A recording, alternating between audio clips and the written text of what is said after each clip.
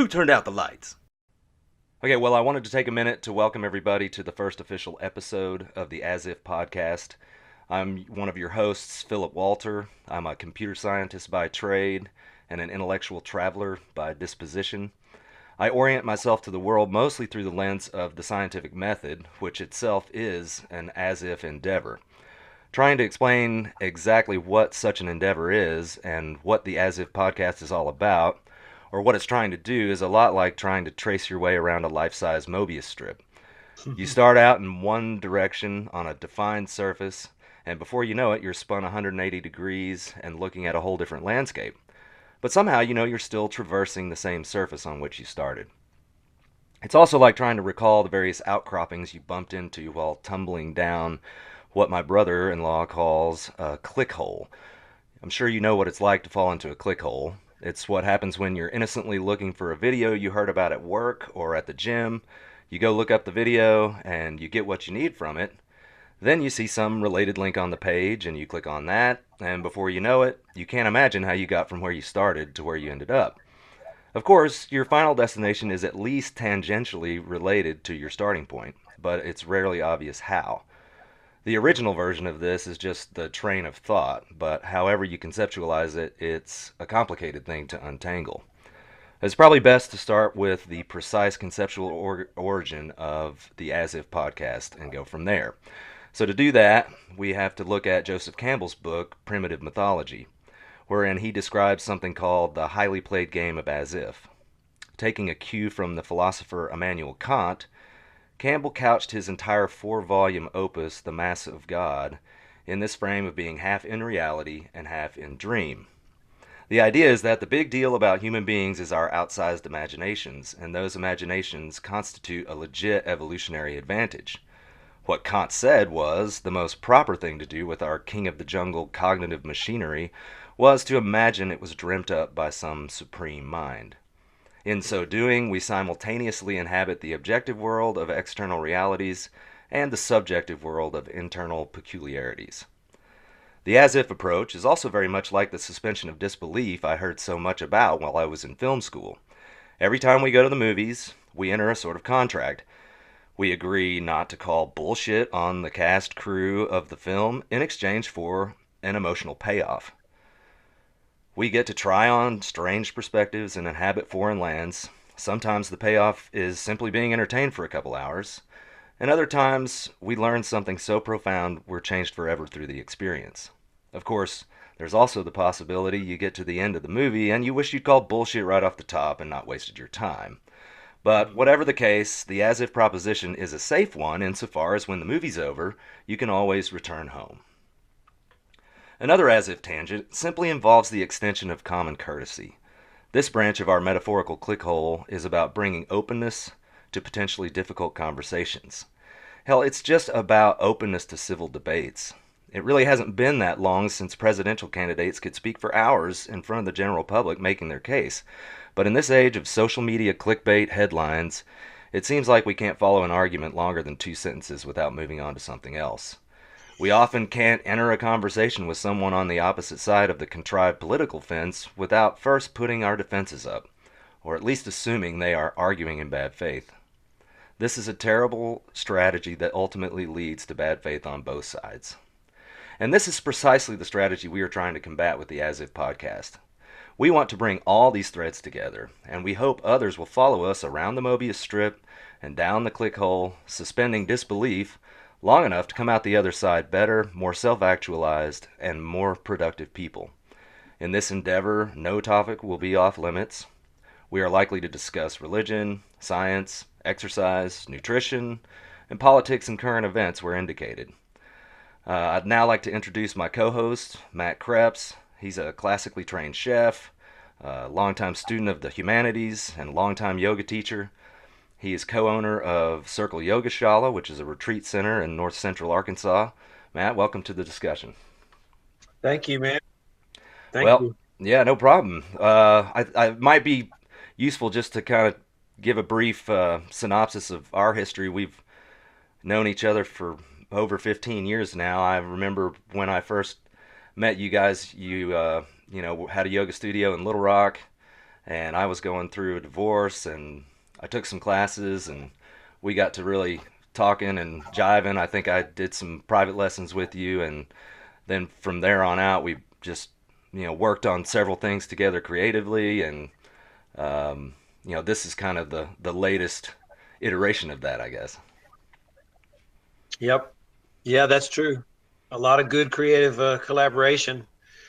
You're definitely a big part of my, intellectual and curious development in all of the areas you mentioned in nutrition and movement, but also, in this thing about science and where science and psychology meet and how natural selection, relates to the mind and all of those things. I've enjoyed it for a long time. I definitely feel like the roots of this stuff are old, and it's just probably now coming to the point where both of us have been through the topics, so much that we might have something to say or contribute. Yeah, At well, least, so let's you mentioned science, and so we can just kind of let's talk about the scientific method and how that is itself an as if endeavor. And also, my initial foray into that is just something like, the method is to perceive some kind of phenomena in the world and venture some sort of guess as to why that might be happening, and then you move forward and act as if your guess is correct and try, or actually I guess you might act as if your guess is wrong and try to poke holes in it, but it's something like that. yeah, I think that's true. I think both of those things, happen in science or what is called science from the in the and probably a lot of it has to do with human bias because it's functioning, in the scientific community, even though the method, is designed to help us check those things. But when I hear the word the scientific method used, Karl Popper is in the back of my mind, and phrases like the null hypothesis. And I see a method that says, I have this idea, I've observed this thing, and I think you're right about we make a guess. We guess about whether or not X might be the case or Y might be the case, and then moving to disprove. You know, moving to see what would not be the case if X were so, or and all of that. I think that's the real statement, of the method itself. And there's another piece of it for me too that is important, not just the vetting of data and the attempt to either prove or disprove. And I'm kind of believing that the best way to do it is to disprove, and that is you don't have to you don't have to really believe any established authority, any anything that's already been supposedly established. You're really under no onus to believe that. All you have to do is construct your endeavor, in these common terms that are part of the method. So I see the anti-authoritarian, thing inside the scientific method, and also the movement to disprove. When you go through that and you have your theory written down on a piece of paper, that's probably going to be the piece of paper that you don't throw away if you've tried to disprove it. And even then you can hold it lightly. You're under no onus, right, to just totally accept it and turn off the inquiry.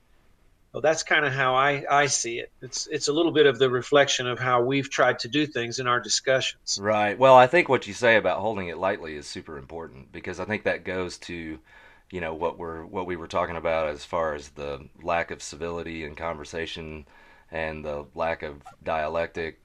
Coming into a conversation with the idea that you already know what's going on, and you're really just looking for either confirmation or an indication that the person on the other side is not on your side, and then Yeah. like that's basically where the conversation goes from there, instead of being able to have a sense of humor about where you are and a sense of humility, I guess maybe the better word. Yeah. I agree. I agree it's in there. I think it's something everybody needs to be just a little bit concerned about, the erosion of civicism, as Damasio said in the last podcast that we listened to.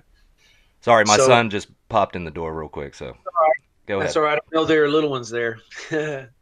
I shut the door to this room, so Yeah. I should be okay. Yeah, man. Okay, so I did want to get into one of the things that Damasio and Sam Harris talked about in their recent book club conversation. I know we have plans for a future episode where we're probably going to get into much more of the nitty gritty detail of what they talked about, but I want to talk about one thing that I thought um, really went to this exact point we're talking about, and I'll go ahead and give it a shot, and then you can tell me what you think about it, or guide it a little further. But essentially, a very important thing to Damasio and his whole hypothesis is this differentiation between feelings and emotions. And so, briefly, feelings are for him mental representations of emotions, which are essentially programmatic motor patterns that arise from situations.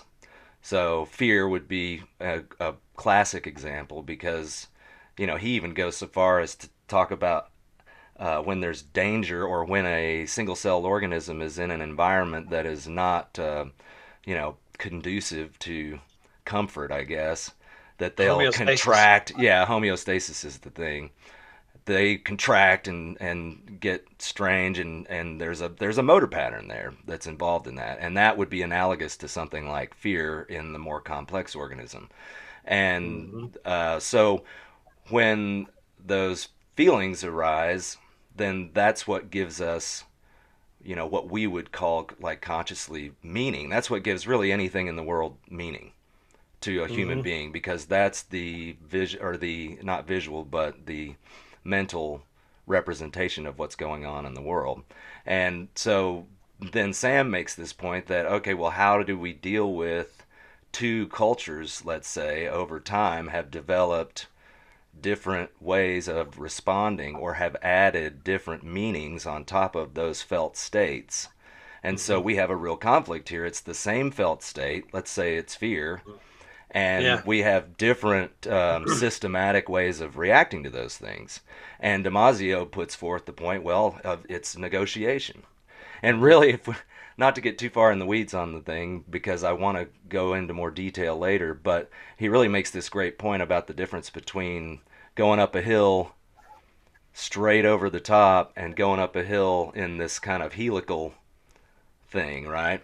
Where the road goes Right. around the mountain to get to the top, which is real interesting to our thesis, obviously, with the spiral and the helix and all. But anyway, he talks about negotiation as being critical to bridging those gaps. Yeah, I think that's true. I think it makes me think so much of the the difference between education and transformation. I know that sounds a little bit like it's off on a tangent, but you know how much, we've spent time talking about three forces, in reality, that move together, or that come together and broker a certain kind of negotiation. When he says that people just get together, and they have things that they want to prove, they bring their confirmation bias. They're already in the headset that this person doesn't see it like me.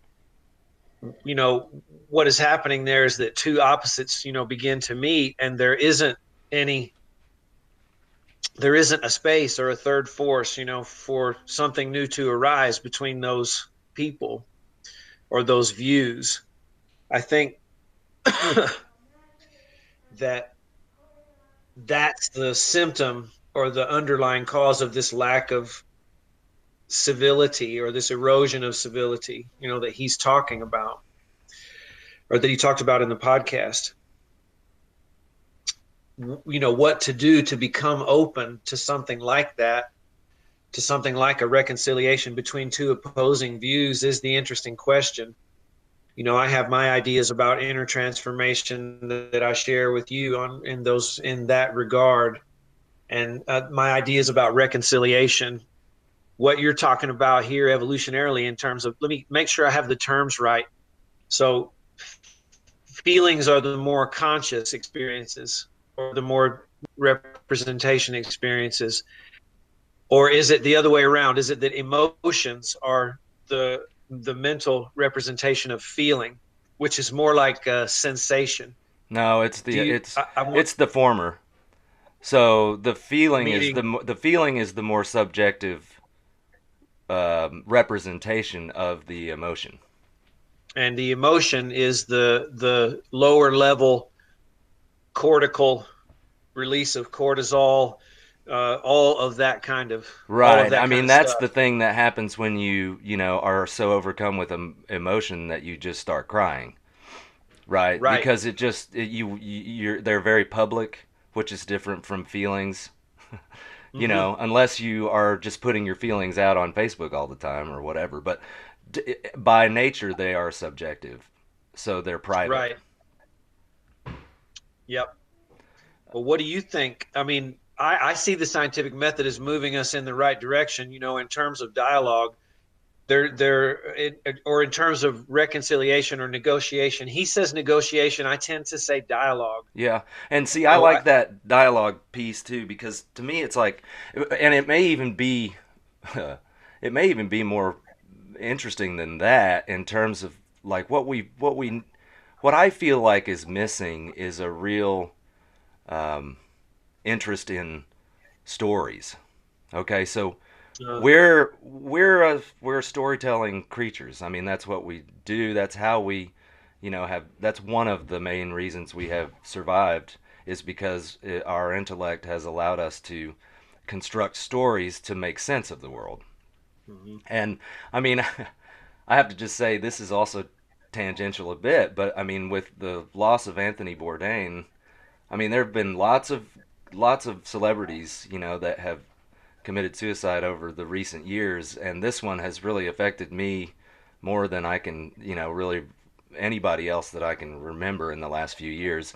And I was talking with my wife about it last night, and it really occurs to me that one of the things that is so hard for me is like he really, I mean, he told stories more than a musician does, which I know a musician tells stories and other artists do it as well, but the way he wrote and talked to people and brought you to people's dinner tables, and it didn't even matter what their politics was or what anything was about it. You were just interested in being there with them and hearing their perspective.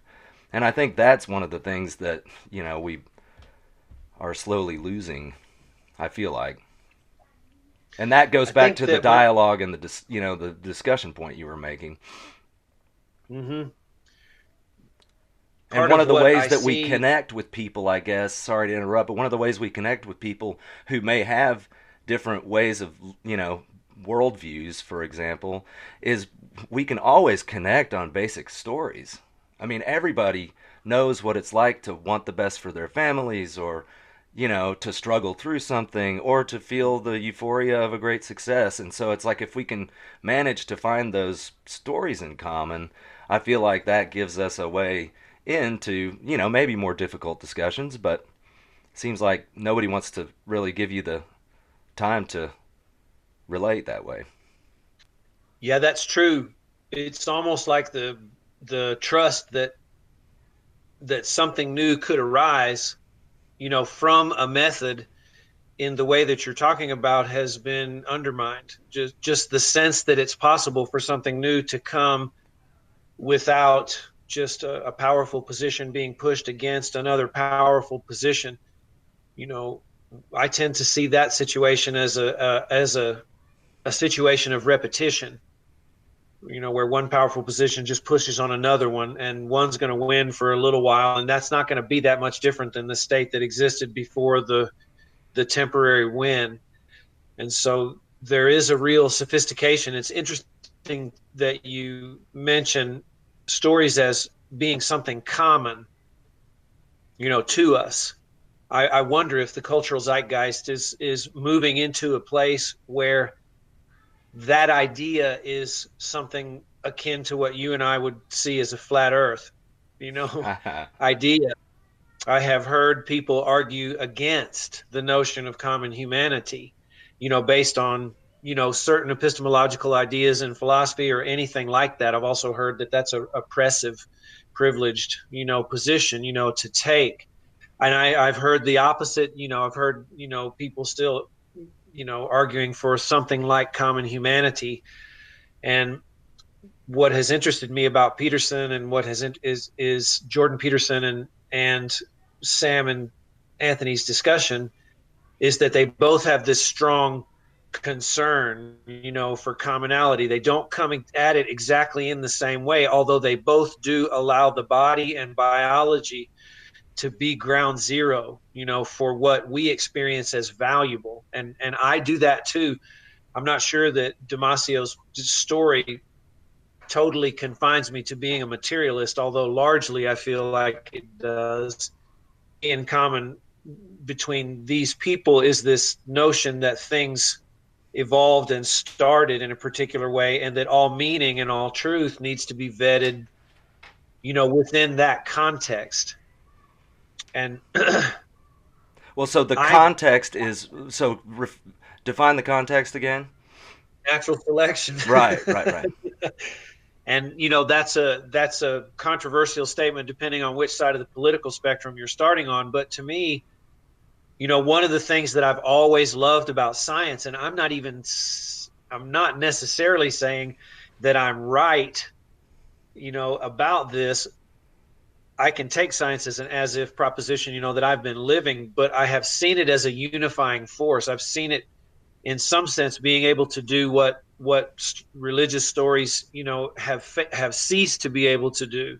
Okay, well, so how does that, Overcome. how have you seen that happen? Is it just something that science eventually just bludgeons, the non-truth to death, or is it? I mean, it seems Well, like it's been kind of in painfully long in coming, if as far as in some unification. sense, there's some sense in what you're saying as far as the relentlessness or the extraordinary pressure that the scientific method brings to things that don't have good reasons, backing them up. But no, the other thing is just this long picture of evolution. I mean, I have found more evidence that we are a common family, more evidence that there is something that all of us could assume about each other that is very, very significant, that could be brought to bear in dialogue, from science Yeah, and yeah, yeah. from the theory of natural selection. I've seen it as this great unifying force. I know that's I'm talking about my view of it. I know that it's also caused divisions and things like that, but really it has, provided me with a certain amount of hope. The story part comes in when the commonality that is selection and the instantiation of this particular physical intelligence has to be given voice. And the differences then between people then come into play. And so the place where the storytelling comes in is culture. It's in seeing the stories as the first external hard drives where we preserve certain kinds of information, that can be accessed by many different kinds of people. And I think many of the stories, that have been steady for a long time have been undermined in a certain way. People have lost faith in the institutions that those stories found, like Christianity or, standard religion. That doesn't do away with the need for a common perspective. I mean, we Yeah. probably need one more than ever, Yeah. now. Well, I mean, it is. It's kind of a case of throwing out the baby with the bathwater, situation where clearly, I mean, and I guess Nietzsche's, perspective on it is that somehow, I mean, and if we're talking specifically about Christianity, because I know that's, the cultural tradition that you and I both come out of, is, there is this emphasis on truth in Christianity, and ultimately, with the advent of the scientific revolution and all of that, this search for truth ultimately found so many holes in, the mythic representations that Nietzsche's, opinion of that was that the Christianity kind of ate itself in that way. Mm-hmm. Yeah, he And said the seeds for its own destruction are within its doctrines. yeah, because never before had honesty been so prized. I'm sure. I mean, that's a statement about the Western context. That he was talking about. His point still, is valid for Right. us and all the people here in the scientific revolution. It's just Well, that and the I think scientific revolution has swept the world now, and all the third world, all the countries that are coming up economically and everything else. That's where they're laying their money. They're laying it on the scientific method. so. Let me ask you this then: if there is this idea that or I have heard this idea that the scientific method is now like it's a new religion, from people. I hear particularly people who are of the right leaning, persuasion, and particularly people who are interested in preserving, something of the religious tradition, will say that science is just no different. It's a new doctrine, it's a new religion, and we're just as much zealots, as anybody else with our, creed and our things that we hold fast to and won't let go of. How does that strike you? Well, I think it's obvious that some scientists, behave like religious people.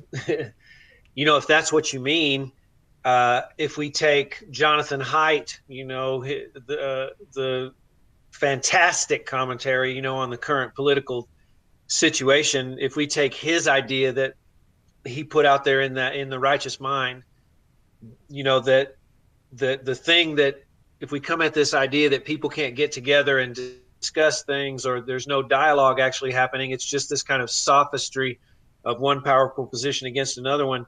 He's saying that the reason that happens is because there is this unstoppable force in a human to delineate the space between chaos and order, and the borderline between chaos and order, or the bulwark that holds up the borderline between chaos and order, is the sacred.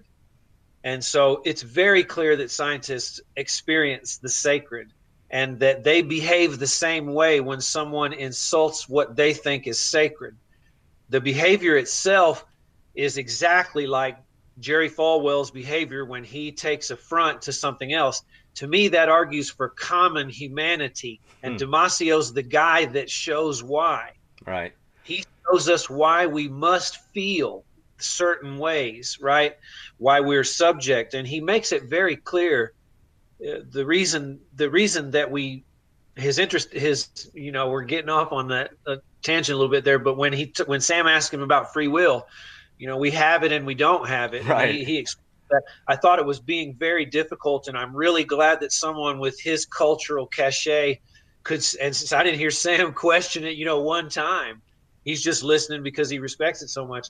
But it's that notion of the sacred, right, that joins humanity. And Haidt points this out. Something like the 5 or 6 flavors of moral significance is an argument for common humanity. It's an argument for dialogue. Right. It's an argument that says we do start in the same place, and we do kind of need to remember that, in addition to the differences that we have, because that means we can have a shared aim. Right. Well, something that And speaks to that, and I mean, I know we'll probably have a full, breakdown of free will at some point, but um, Jordan Peterson had a little thing. It was like a bonus conversation or something, a Q&A on YouTube a while back, and he was breaking down free will as this kind of multivalent phenomena where the further the proximity out from the event, the greater the degree of free will.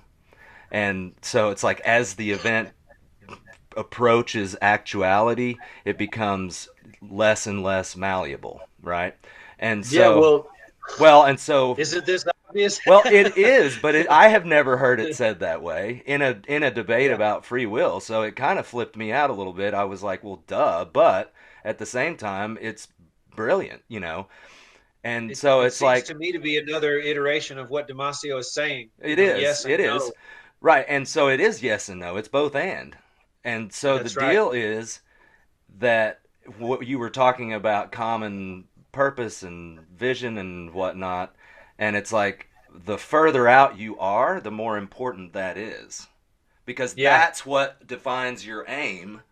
Yeah. And even though right before you hit the target, you may not have any control over it at all, you've still Yeah. set your aim at some point. That's true. I think selection shows this about the relationship between, the structures of cognition in the human and the structures that produce action, or what we would call afferent and efferent systems. I think there's so much there, to talk about. The if we go slightly back, to the question you asked about the scientific method, and can it be a religion? It can be if no new information comes into it. You got to have new things on your podcast, as one of the people I listen to, has said. You can't have the same, podcast all the time. And every system that takes in information from the outside in order to keep itself organized has the danger of lying in state, of getting to a point where it's so efficient that it doesn't change. Jordan Peterson, talks about that, about governments and central structures and a whole bunch of other things. So we definitely see that. I think, to me, what's important about the scientific method is the method. And I think they get attached to the products of the method overly, and they don't see that what we really need to preserve is this way of obtaining knowledge. Not to say that there aren't other ways of obtaining knowledge, but that we don't want to throw this one out, in particular, because it's already started. What it doesn't produce easily in terms of spiritual maturity necessarily, or great vision in life, it produces power, techne in the world, and that's growing, by leaps and bounds. Well, and I that's think it, exactly where I was going with this question, because I think that what the reaction is to people being zealots about the product or the end result of the method. And right. I don't think that's a good idea at all, and I would revolt against that. But I have no problem being a zealot for the method itself. I tend to agree. Sometimes it's a difficult distinction to be, to maintain. It's not a separateness that we're asking, to maintain. It's just a distinction in difference. And I think it's real clear that if you look at history, that the products of the scientific method have continuously been expanded, overturned, amended, shown to have only this scope of applicability, but the method itself is still real resilient. And if you keep that in mind, that we want to preserve a way of obtaining knowledge, because we know that knowledge itself will continually evolve, and there is in principle no limit, to knowledge in a universe that has the laws of physics, except those physical laws. This is the situation or the relationship that I want to have with science. And I also am sympathetic to ideas like Dr. Peterson, puts out there, that that that method itself is applicable to investigation of my own psyche, the way that the mind formed and the impulses that it has and its tendency toward confirmation bias, and so on. I don't think that because I have such respect for the method, and I know I'm trying to preserve it as a way of moving in the world more than I'm preserving the products that it produces, I don't think that makes you closed off to other quote unquote methods. I think that it just means that other methods that might be more intuitive or more subjective need to come into a relationship with the scientific method too. That's a We wouldn't, negotiation again. we wouldn't want any of those methods to lose their uniqueness, and we wouldn't want any one of them to totally rule the show. Okay, so this would be a good time to maybe just get briefly into the William James ideas, pragmatism. Um, just give me the riff that you were giving me before we started recording, and we'll see where that goes. Well, James is really interesting.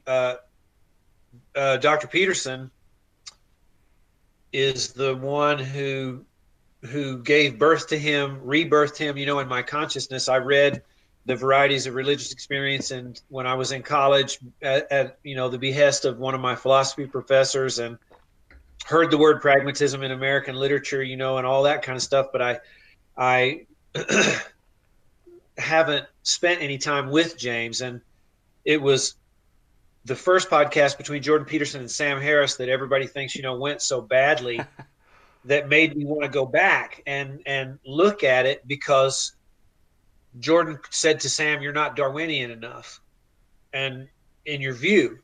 And so I was just like, that was like somebody had punched me in the face. I was like, "Oh, that's amazing! Wow, that's forceful. What do you mean Sam's not Darwinian enough?" Because our understanding of Sam is that he's he's right in there with Dawkins and Yeah. Dennett and the rest of those guys. And then Jordan comes out and essentially says all conception of truth, which means objective truth, needs to be vetted in terms of selection.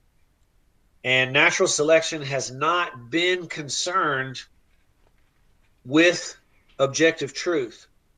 It's not concerned with that in the way that it is with pragmatism, with coming across a solution generated through sexual selection in response to a continuously changing environment that can't be represented or computed in its totality. You get this sense that it's always as if for selection too.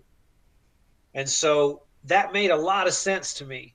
And that being linked to the pragmatic method or the pragmatic idea is what made me go back and read William James. And I think what we were talking about earlier is this idea that James has. I have his lectures pulled up here on the side, and he's talking about philosophers, and he's talking about temperaments in people, different people, and he's saying essentially that all philosophers, he's categorizing them in two basic temperaments. And in addition to the definitions of pragmatism that he gives, this is the first that he gives in that lecture. This is the first thing that interested me. So he divides the world up into what he calls the tough-minded and the tender-minded. And the tender-minded are people that he calls rationalists, and he says that they approach their philosophy from the perspective of fundamental principles that are derived from an idea of what is real or what is total, that That's me. that that shows that they're complete, that shows that they believe that reality tends to be completed in its nature, and we can derive universal principles from it, and then we can discover it, or remember it because we've forgotten it. And when we align ourselves with this total thing that already exists, we're going to be able to derive our behavior and have our moral compass and all of that. And so rationalists focus on moral principles more than they focus on facts, because facts are messy. It's often difficult to show the connections between facts. Some facts contradict each other if they're taken at face value. And he gives the other side of the temperament of the philosophical community as being tough-minded. And the tough-minded people are the people who don't start from an ontological view that reality is completed in. They start with what's here at face value. They may not even assume that reality is completed yet. They may assume that it's completing itself over and over and over, or continually growing as a result of inputs and all these other things. And so he seems to say that in the philosophical life of the world, we've seen rationalists who are totalists in ontologically, and we've seen pragmatists, people who are just saying this idea that I have is good enough to act on given insufficient knowledge, and it doesn't force me to ignore any facts. So it's that was a very interesting distinction to me, because I see that as the distinction between someone who's looking at objective truth and someone who's looking at metaphorical, who's willing to look at metaphorical truth, which means more than objective, or it's not that it's not concerned with objective truth, but it is in this state where it assumes that I can't I can't have the totality in my epistemological view. I have to take what's here right in front of me and let it be that, and then I have to act in order to find the value of what it is that what it is I'm concerned with. And doesn't he give some kind of riff in there about, you know, the the tough-minded person is kind of made nervous by, you know, these abstractions because it just gets away from, you know, the boots on the ground sort of deal, and Yes. the tender-minded person just can't get by with the inordinate amount of, you know, on the ground scenarios unless there is some larger, you know, conceptual box to put it in. It makes the, you know, so there's a real temperamental difference. I really like it. I mean, I find myself to be temperamentally tender minded, but I find Yeah. myself more and more drawn toward the applicability of, you know, the tough mindedness. So it's interesting. I thought the same thing. It's hard for me to think if I think about my history and what is up. I see a lot of that tender mindedness. I see a lot of that assuming that the totality is complete, that the universe comes ready made, and it is what it is, and we're going to discover what it is, and we align with what it is. And I find myself being drawn to the other side, and I think it's Dr. Peterson's insistence on epistemological humility, his this kind of thing, and also this insistence that we have to understand that we're moving creatures in terms of selection. We have to see that we didn't evolve strategies, in order to be still. That everything that has come through us has come from a creature that has to navigate this uncomputable complexity through moving. And so I think the pragmatic worldview that James outlines does look a lot more like natural selection. I think that it maps onto that more than it maps onto something like Kantian idealism or Hegelian, idealism in that sense. I see both as being useful, Yeah, right? yeah, I see science as being tender minded in spirit, you know, yeah. except for people like Peterson Well, and but it's maybe others. but the method itself, it really it leaves room for both, because in a sense, like, you're trying to abstract in a tender-minded way some proposition out of some pragmatic, you know, event or happening, right? And then you proceed to test it over and over again pragmatically, correct? Yes. And all of that is with a more or less thematic understanding slash feeling slash emotional awareness of the incompleteness of your view. Right, That's right. the painful part that the tender minded aren't willing to suffer, Well, say in general. yeah, in You general, know, that's right. That's right.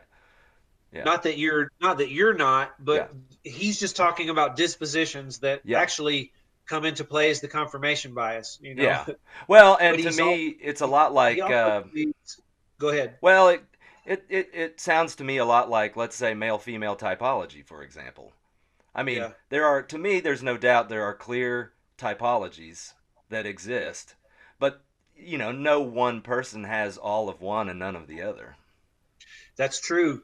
I think that's a big part of the problem in the discourse, today. The the complexity of the individual, which essentially is male and female, as I would take it, and also individual and collective and inner and outer, and all of these other things.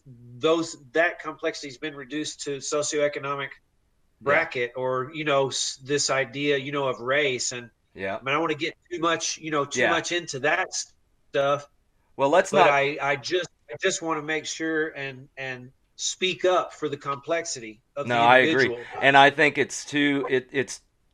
It doesn't do it justice to.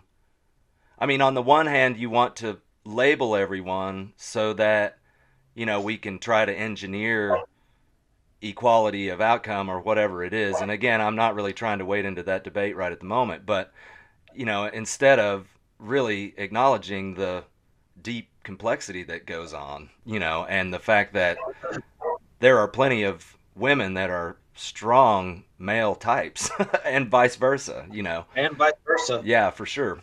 One of our favorite stories, the story about Jesus. This is obviously, in general, a feminized man. Yeah, A version of someone who has a deep depth of feeling that isn't generally considered masculine yeah, in masculinity's origin. yeah. All that stuff is super important. Okay, well So let's turn back for the next maybe 10 minutes till we wrap it up to the idea that we had long ago, creative evolution. This whole thing that we sort of put words to it. You can see that anybody who's out there wants to go to mycreativeevolution.com. You can see some of the work that we did several years ago on that. And the way we were talking about pragmatism and about natural selection and the difference between the the two different mindsets, I think goes to creative evolution, because it is, if you really run that to its end course, um, there's no way that the universe exists in its totality. It's being created as we go along, and I think human beings have had I mean, it's hard to imagine the role that we've had in changing the course of evolution. And yeah, so, in some ways, that isn't exactly what we talked about at the time. But the more I kind of go into this world, the more I realize, like, okay, so there's probably two different ways of looking at creative evolution. So the first one would be what we're talking about now, which is whether the universe comes, fully packed and packaged, and we're just trying to understand it as it is, or are we actually creatively part of the process and it's always in flux? I think that if you allow that model, that dichotomy, that apparent dichotomy to be in motion, and you see the changes that happen within it happening at various speeds, you can keep both, to some degree. But the new piece that reading James again and encountering Dr. Peterson did was it made me reaffirm the creative role that we do have, because as someone who is temperamentally wired the way I am, and having had the discussions of free will that we've had and discussions about the nature of consciousness and its the subjective experience of it or whatever else, I think I have tended to downplay the creative role, or the role of, let's say, feedback, the role that action has for the pragmatist in being a creative force in the universe. I think I'm giving a lot more credence to that side of the rationalist, tough-minded dichotomy. And it would be the tough-minded person who is open to believing firmly that we do have an influence, or you could just put it really simply, that our actions also change our environment, and therefore they change our perceptions, and therefore the direction and aim we go, and all of those kinds of things. I think there's a lot about that now that is more present for me than ever before. What I'm always careful about is something like New Age thinking, where it's just, you just change your attitude and the whole thing's going to line up for whatever it is that you want, or some idea like that we have, like there's this essence of us that we have on tap, and we just haven't turned around to see it, and all we got to do is make some kind of decision, and then that's why I brought up the idea in the beginning of my answer as a model that's in motion that contains different rates of change, inside Yeah, it, yeah. because impermanence is a powerful idea for me, and I'm never going to be able to shake that, I don't think. But over the span of a human life, some things may change slowly enough to be considered permanent, and some things may change at a very different rate. Well, I'd You know, say, yeah, I'd say it's hard to, I mean, given the lifespan that we have, I mean, a lot of things seem permanent. mm-hmm. But if you just Some go ups back, around. but I mean, really though, just go back 5 generations, and it's hard to imagine how we got here. Yeah. Well, Yeah, so I the can't. other side of the creative evolution coin, and something that people will see if they go to the other work that we've done, is that instead of creative evolution being seen as something that happened as a matter of course, that human beings just found themselves in possession of this powerful evolutionary tool and they used it to change the environment, which ultimately changed the sensory input, which ultimately, this feedback loop you're talking about.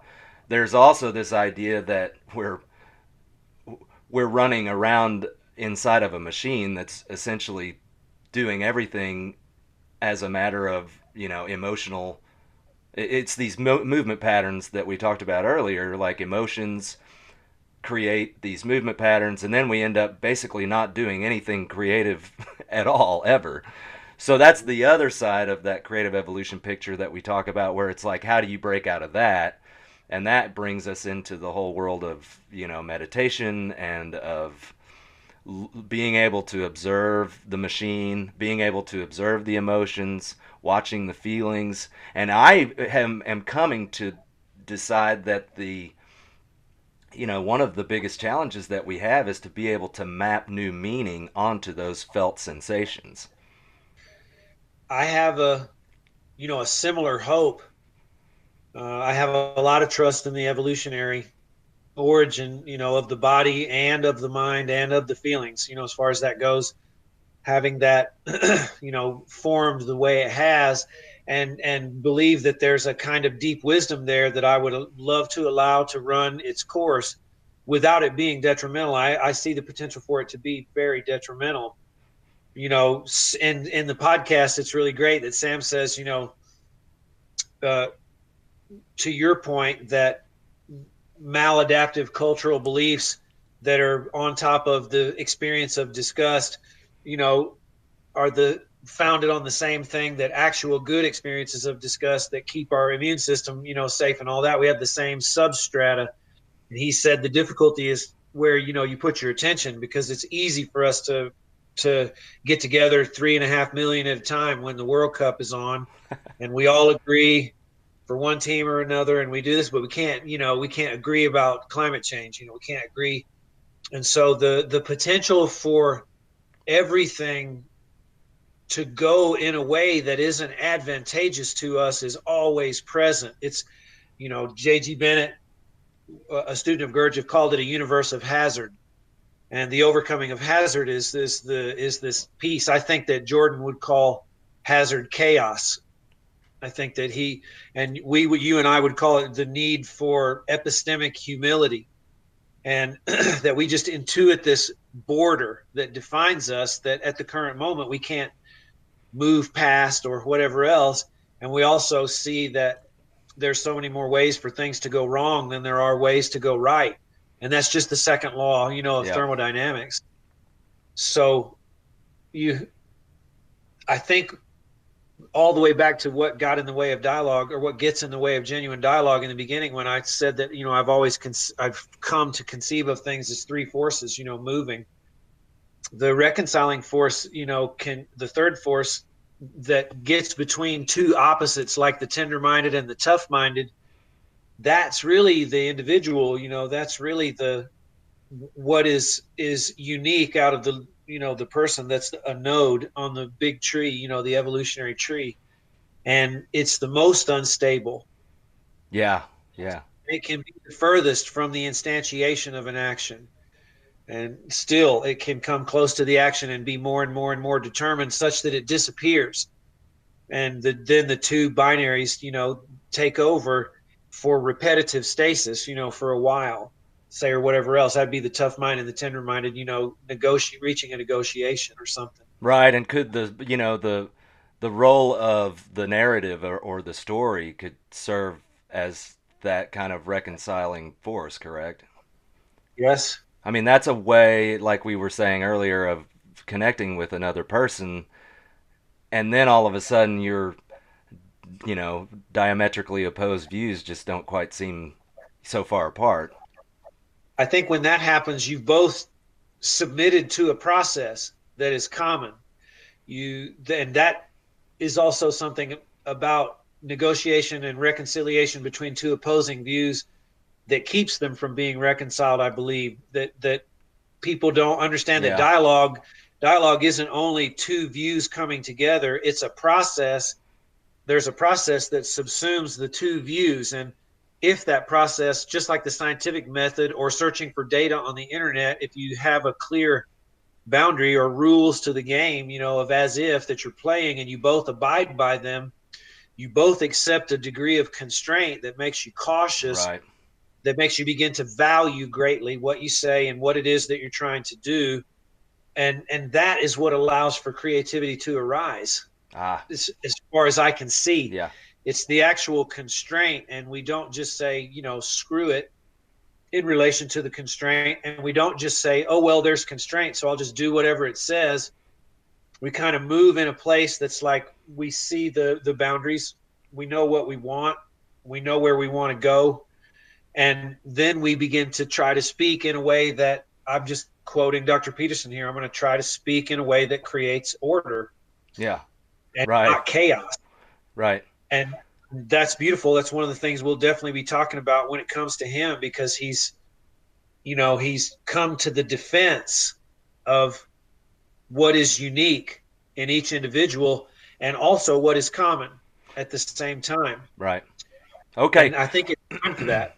Well, I'll just would say this: we've come to 45 minutes, and so I would say, we're throwing around a few different ideas for, how long this format should be. So as we move forward, hopefully, I mean, if anybody decides to pay attention, we'd welcome any, you know, advice as to what format seems to work best for different people, and we'll either keep it shorter or maybe we'll let it go a little longer depending on what kind of feedback we get. But anyway, Matt, I appreciate it. It's been a great discussion as usual, and I look forward to doing it again soon. Yeah, me too, man. I'll be in touch with you. Okay.